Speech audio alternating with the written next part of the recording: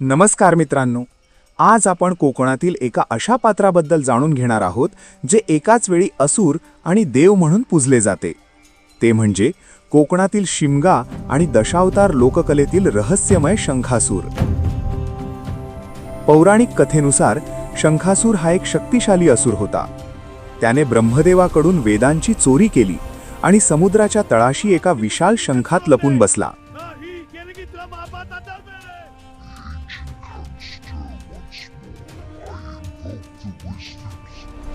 ज्ञानाच्या या चोरीमुळे सृष्टीवर मोठे संकट आले। तेव्हा भगवान विष्णूंनी मत्स्य म्हणजेच मास्याचा अवतार घेतला। त्यांनी समुद्रात जाऊन शंखासुराचा शोध घेतला आणि त्याचा वध करून वेद परत मिळवले। तो शंखात लपला होता, म्हणूनच त्याला शंखासूर असे नाव मिळाले। परंतु कोकणातील लोकपरंपरेत शंखासुराला केवळ एक असुर मानले जात नाही। त्याच्या वधानंतर त्याने देवांकडे वर मागितला की लोककलेच्या माध्यमातून तो नेहमी लोकांच्या स्मरणात राहावा। त्यामुळेच शिमग्यात त्याला देव मानून त्याची पूजा केली जाते।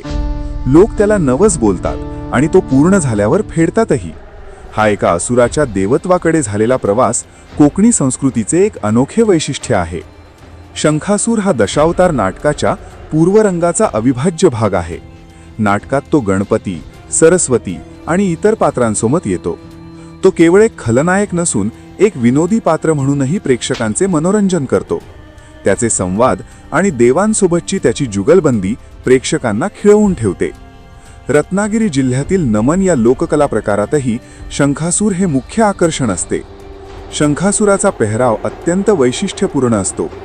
कलाकार संपूर्ण शरीर काळ्या किंवा गडद निळ्या रंगाच्या कापडाने झाकतो। डोक्यावर शंकूच्या आकाराची उंच टोपी, चेहऱ्यावर मुखवटा आणि कमरेला सुमारे 15 किलो वजनाचा घुंगुरांचा पट्टा बांधलेला असतो। हातात वेटी असते। ढोल ताशांच्या गजरात तो उत्साहाने नाचतो। प्रेक्षकांना वेटीने हळूच मारणे हा एक आशीर्वाद मानला जातो, ज्यामुळे रोगराई दूर होते अशी श्रद्धा आहे।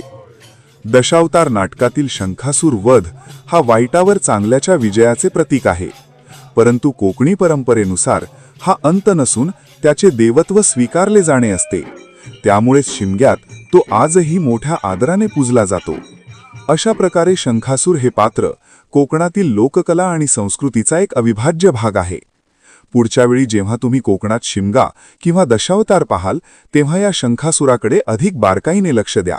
तुम्हाला त्यात एक वेगळाच आनंद आणि अर्थ गवेल। तुम्हाला हा व्हिडिओ कसा वाटला हे कमेंट्समध्ये नक्की सांगा। व्हिडिओ आवडल्यास लाईक करा, शेअर करा आणि आमच्या चॅनलला सबस्क्राईब करायला विसरू नका। भेटूया पुढच्या व्हिडिओमध्ये। तोपर्यंत नमस्कार।